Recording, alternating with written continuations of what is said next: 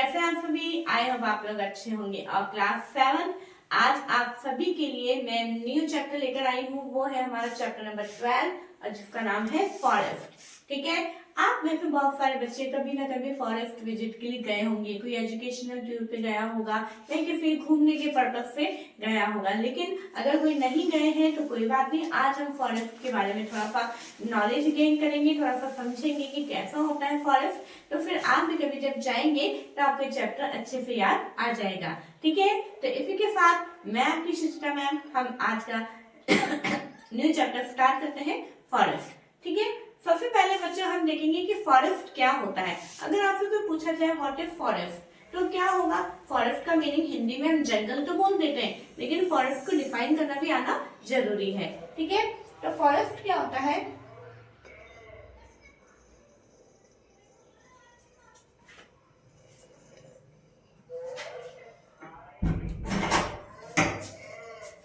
रोक दे सबको। तो फॉरेस्ट क्या होता है बच्चों? A forest is a large area of land that's densely covered with trees, bushes and other vegetation.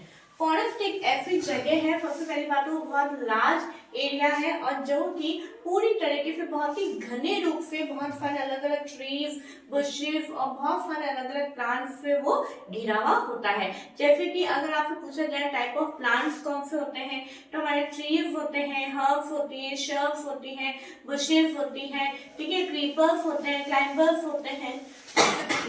Okay, तो ये सारी चीजें होती है, उनसे हमारा फॉरेस्ट होता है, पूरा बना होता है। ठीक है, forest are home to many plants, animals and micro organisms. और जो फॉरेस्ट होते हैं उसके अंदर बहुत सारे प्लांट्स और बहुत सारे एनिमल्स एंड माइक्रो ऑर्गेनिज्म, इन सबका ये घर होता है। आप देखते हैं कि हमारे शहरों में आजकल जैसे कि मंकीज बहुत ज्यादा आने लग गए हैं, है ना। न्यूज़पेपर में आए दिन की हमें खबर देखते हैं कि टाइगर आ गए हैं, टाइगर के पैरों के निशान मिले हैं, है ना। ऐसा क्यों हो रहा है भाई? ये तो शहर में आ रहे हैं, क्यों हो रहा है? क्योंकि जो फॉरेस्ट है, जो जंगल है, वो काटे जा रहे हैं। अब जंगल जो इनका घर है वो अगर हम खत्म कर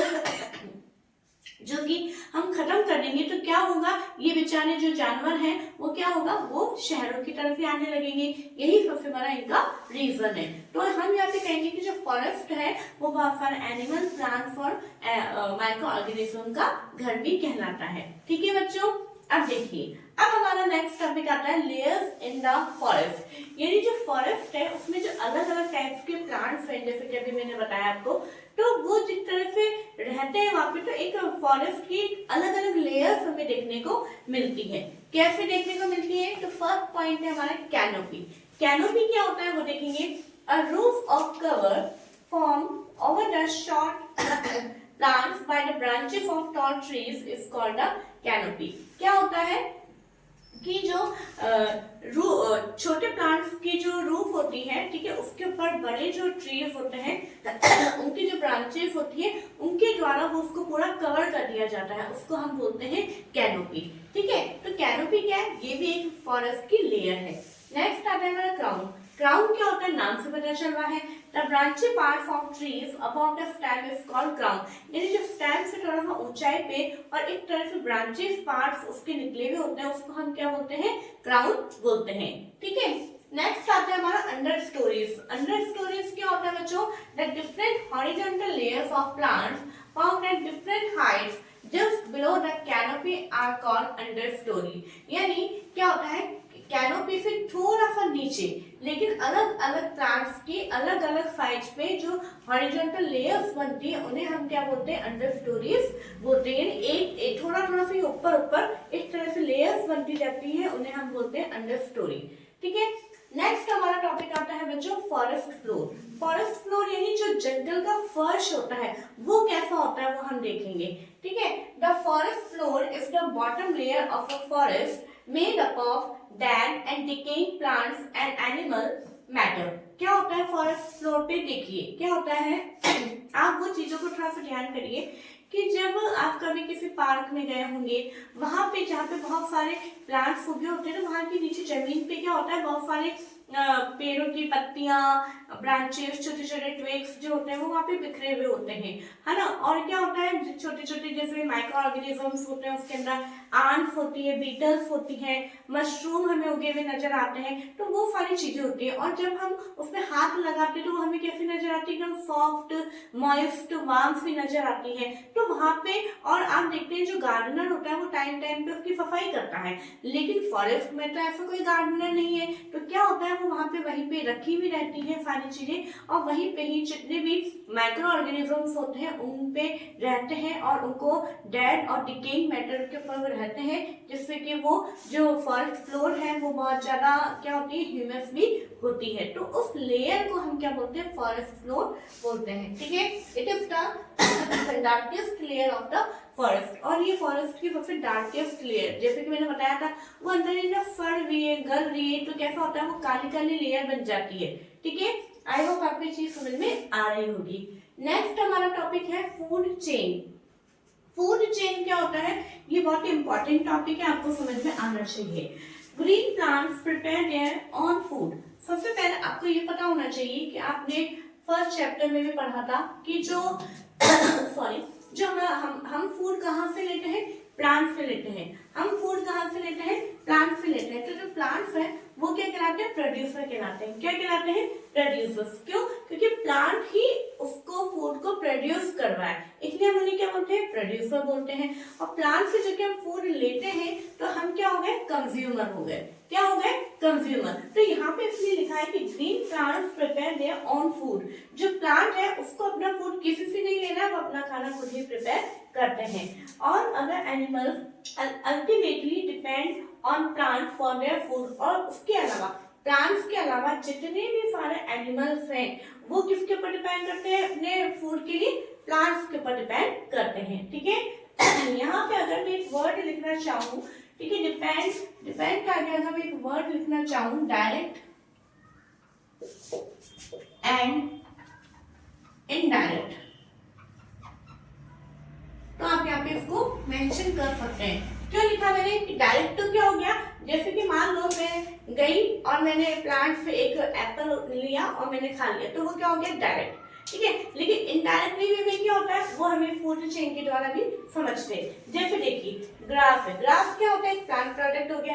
तो ग्रास को कौन खा रहा है, इंसेक्ट। तो इंसेक्ट इसके ऊपर डायरेक्ट डिपेंड हो गया। ठीक है, अब इंसेक्ट को किसने खाया, फ्रॉग ने। फ्रॉग ने ग्रास नहीं खाई, लेकिन क्या हो रहा है, ग्रास की जो एनर्जी है वो इंसेक्ट के द्वारा किसके ऊपर आ गई है, फ्रॉग के अंदर भी आ गई है।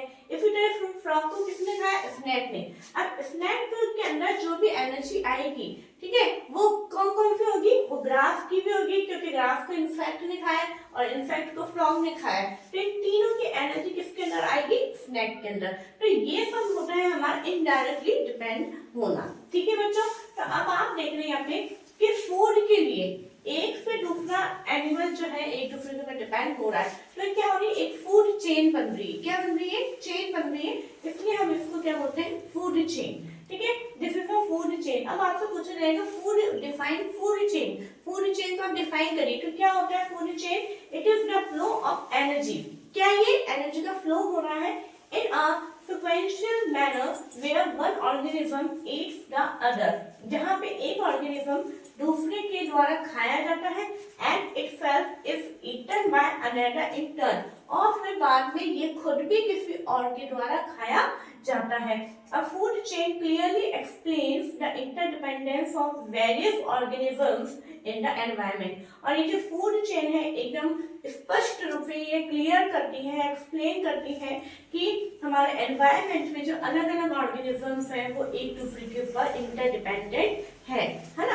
अगर जो है फ्रॉग किसके ऊपर डिपेंड है, इंसेक्ट के ऊपर। अगर इंसेक्ट नहीं होगा तो फ्रॉग जो है ग्रास को नहीं खा सकता। आ रही बात समझ में, ठीक है। तो ये होता है हमारा फूड चेन। तो बच्चों मैंने जो आपका चैप्टर है वो बहुत ही ज्यादा मतलब उसमें बहुत बार बार ऐसी चीजें लिखी हुई है कि बच्चे वहां गए ये गए, तो आप लोगों को थोड़ा सा सॉरी, तो आप लोगों को थोड़ा सा ऐसा लगता होगा कि हम इसमें से कैसे चीजों को निकाल के नोट्स बनाए, कैसे याद करें। तो मैंने उसको आपको आपकी हेल्प करी है आपको नोट्स बना के देने के लिए। तो प्लीज आप स्क्रीनशॉट ले लीजिए और इसको अभी आप कॉपी के अंदर नोट डाउन कर लीजिए ताकि हम आगे का टॉपिक क्लियर करें। ओके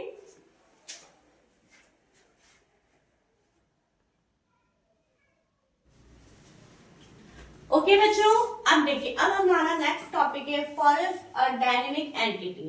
ठीक है, क्या होता है ये? Green plants trap the sun's energy to make food.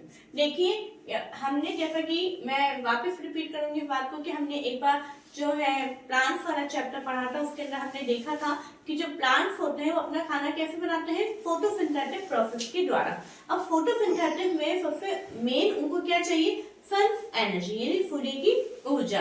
जो सोलर एनर्जी होती है उसको जो ग्रीन प्लांट्स होते हैं वो ट्रैप करते हैं और उसके द्वारा वो जो है अपना फूड प्रोसेस करते हैं। ठीक है, यानी इट मीन्स क्या है? प्लांट के अंदर कौन सी एनर्जी है? Solar energy. तो यहीं पे लिखा है कि जो ग्रीन प्लांट्स है वो सन के एनर्जी को क्या करते हैं? फूड बनाने के लिए ट्रैप करते हैं। ठीक है, a part of this energy, और इस एनर्जी का जो एक पार्ट होता है from the plant is passed to herbivore then passes into that carnivore। जैसे कि हमने फूड चेन में देखा था, क्या होता है? इस जो ये सोलर एनर्जी उसका एक भाग सबसे पहले किसके अंदर कन्वर्ट जाएगा? किसके अंदर पास होगा? एक हर्बीवोर में। क्यों?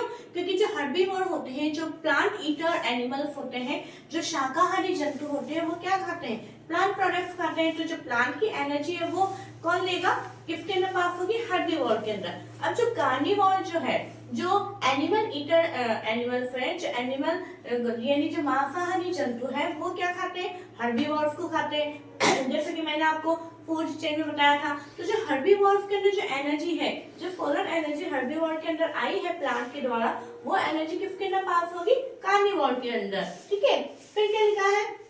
Decomposers have to return the nutrients into the soil। और उसके बाद में क्या होता है कि जितने भी कार्निवोर्स होते हैं कभी मर जाते हैं, गल जाते हैं, तो इनको क्या करते हैं? जो डिकम्पोजर्स होते हैं वो इनसे फूड गेन करते हैं और इनके अंदर जो न्यूट्रिशंस होते हैं इनको कहाँ वापस रिटर्न कर देते हैं? सॉइल के अंदर ये मिक्स हो जाते हैं। तो ये जो है, ये सिलसिला जो है ये चलता ही रहता है। ठीक है, thus the animals living in forest, इसीलिए कहा जाता है कि जो जो एनिमल्स है, animals living in forest help in its regeneration. इसलिए जो एनिमल्स होते हैं फॉरेस्ट के अंदर रीजनरेशन में हेल्प करते हैं। And growth in turn forest provide them food and shelter. और जो इसके अंदर ये उनकी एनिमल्स और प्लांट्स की ग्रोथ में, शेल्टर में, ठीक है, उनकी हेल्प करते हैं। That's why forest is a dynamic living entity. इसीलिए फॉरेस्ट को डायनेमिक एंटिटी कहा जाता है। ठीक है बच्चों, अब आगे देखिए, अब हमारा बहुत ही इंपॉर्टेंट टॉपिक, क्योंकि हमारा टॉपिक का नाम ही इम्पोर्टेंस ऑफ फॉरेस्ट है। फॉरेस्ट हमारे लिए क्यों इम्पोर्टेंट है, क्यों जंगलों को नहीं काटा जाना चाहिए, उसके हम कुछ पॉइंट्स जो है आपकी जो बुक में पूरी थ्योरी दे रखी है, उस थ्योरी को मैंने पॉइंट वाइज लिखे हैं, तो आपको भी अपनी कॉपी के अंदर पॉइंट वाइज ही नोट डाउन करने। क्यों करने हैं? क्योंकि आपको पॉइंट वाइज याद करने में आसानी होगी और पॉइंट वाइज ही आपको कॉपी में अपना आंसर देना है। ठीक है, ताकि आप जब पॉइंट वाइज लिखते हैं तो आपके आंसर में थोड़ा सा अलग हटके लगता है और अच्छा भी लगता है। ठीक है बच्चों, तो देखिए फर्स्ट पॉइंट हमारा क्या है? Forest are the source of food. ठीक है, फॉरेस्ट जो है फूड के बहुत बड़े साधन है। जंगल में पेड़ पौधे हम देखते हैं, पेड़ पौधों से ही हमें सारे प्लांट प्रोडक्ट्स हमें मिलते हैं। ठीक है, तो ये फूड का बहुत बड़ा सोर्स है। Forest are the source of raw material for many industries. बहुत सारे उद्योगों के लिए, बहुत सारे इंडस्ट्रीज के लिए कच्चा माल, रॉ मटेरियल मीन्स कच्चा माल जो हमें कहाँ से मिलता है? फॉरेस्ट के माध्यम से मिलता है। जैसे कि वुड हो गया, पल्प हो गया, गम हो गया, रेजिन हो गया। ठीक है, ये सारी चीजें हमें किससे मिलती है? हमें पेड़ों, ट्रीज से मिलती है, फॉरेस्ट से मिलती है। ठीक है, अब आगे देखिए, forest prevent soil erosion. Forest जो है हमें सॉइल इरोजन यानी मृदा अपरदन। देखिए, सॉइल इरोजन को हिंदी में हम बोलते हैं मृदा अपरदन। इट मीन्स जैसे कि हम देखते हैं कि जितनी भी, जैसे अगर कोई जो मिट्टी है वो खाली पड़ी है तो वो हवा के द्वारा, पानी के द्वारा वहां से हट जाती है। जो उसकी जो टॉप लेयर होती है वो बहुत ही यूजफुल होती है जमीन की, लेकिन वो जो है मिट्टी खराब हो जाती है, वहां से चली जाती है। तो पेड़ क्या होते हैं? इस तरह से देखिए, जैसे कि एक स्टेम है और इसकी ये क्या है? रूट्स है।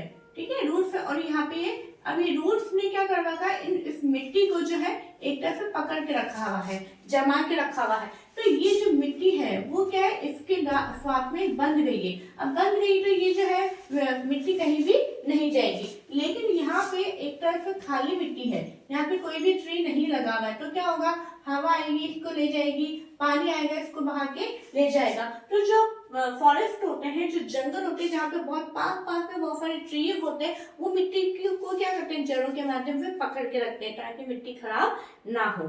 ठीक है, नेक्स्ट हमारा टॉपिक आता है forest helping controlling floods and drought. ये वाली बात होगी कि जब यहाँ पे जैसे कि पानी बहुत तेजी से आ रहा है, बाढ़ बहुत तेजी से आ रही है पानी, तो उसके बहाव को कौन कंट्रोल कर सकता है, ट्रीज, है ना। अब फॉरेस्ट नाम क्यों लिया है यहाँ पे, ट्रीज नाम क्यों लिया है, क्योंकि फॉरेस्ट एक वनवन है, बहुत सारे पेड़ों का एक ऐसा एरिया जहाँ पे बहुत सारे ट्रीज पाए जाते हैं। तो बहुत सारे ट्रीज होंगे जो फ्लड को क्या करते हैं, कंट्रोल करने में मदद करते हैं।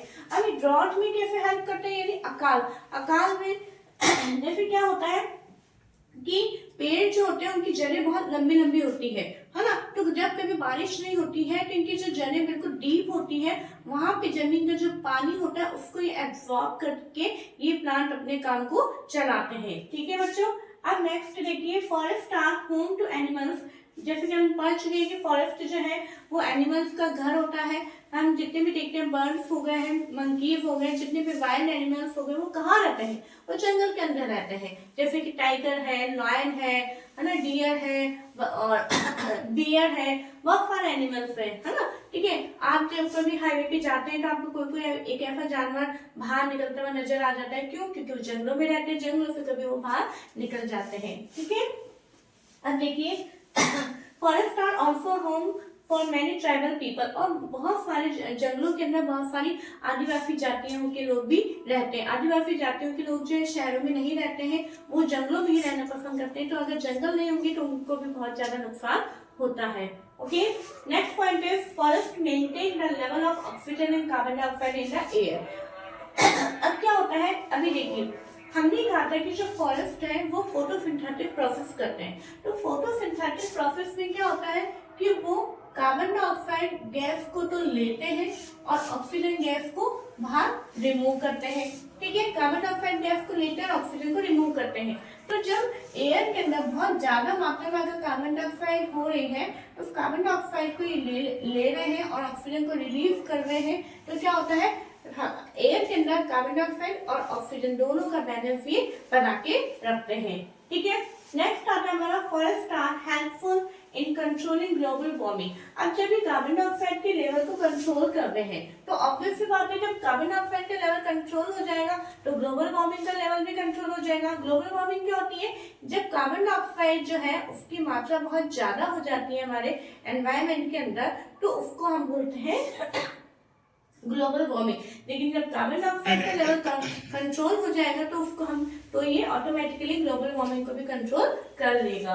ओके, नेक्स्ट आता है forest help to regulate climate. और जब कार्बन डाइऑक्साइड ऑक्सीजन सब नॉर्मल है, ठीक है, और जब चारों तरफ पेड़ ही पेड़ है तो वहाँ का क्लाइमेट कैसा रहेगा, बहुत ही कूल रहेगा, ना ज्यादा गर्मी ना ज्यादा ठंड। इस तरह से वहाँ का क्लाइमेट भी मेंटेन करके रखते हैं। आप देखिए कभी आप बहुत गर्मी के सीजन में आप देखिएगा कि आप गर्मी में सड़क पे जा रहे हैं, लेकिन अगर आपको एक पेड़ आपको नजर आ जाता है वहाँ पे और पेड़ के पास से आप गुजरते हैं तो आपको बहुत ठंडा ठंडा सा लगता है।